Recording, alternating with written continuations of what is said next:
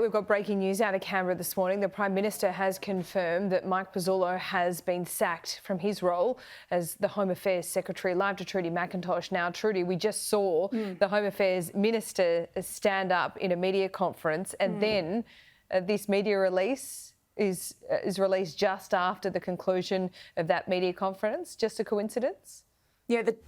Yeah, the timing would hardly be a coincidence here, Laura. And the Home Affairs Minister was pressed about the fate of Mike Pezzullo at that press conference. But now we have confirmed what was a much anticipated event here in Canberra, that Mike Pezzullo, in the wake of this review into his conduct, was going to be sacked. And that's exactly what happened. I'll read you part of the statement here from the Prime Minister, which has been released. He says earlier today that the Governor-General terminated the appointment of Mike Pezzullo as the Secretary of the Department of Home Affairs. He says the action was based on the recommendation by the APS Commissioner and the head of the Department of Prime Minister and Cabinet following that independent review by Lynelle Briggs that was conducted over the past 8 weeks. And it says crucially that the inquiry found breaches of the Australian Public Service Code of Conduct by Mr Pezzullo, but it adds that he fully cooperated with the inquiry. So there it is. After a pretty long time, more than 2 decades career in Canberra, he was advising politicians. He was the head of the Immigration and Border Protection Department from starting in 2014,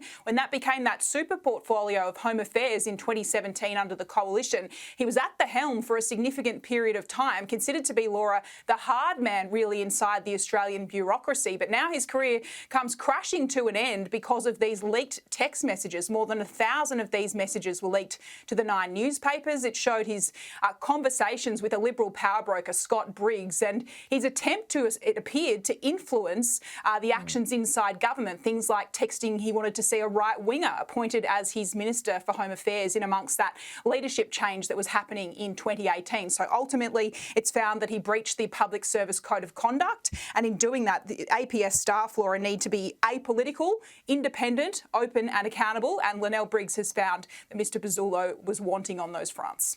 Trudy, this might be a little bit premature, but is there anything in this announcement as to the timing of his replacement or who that might be?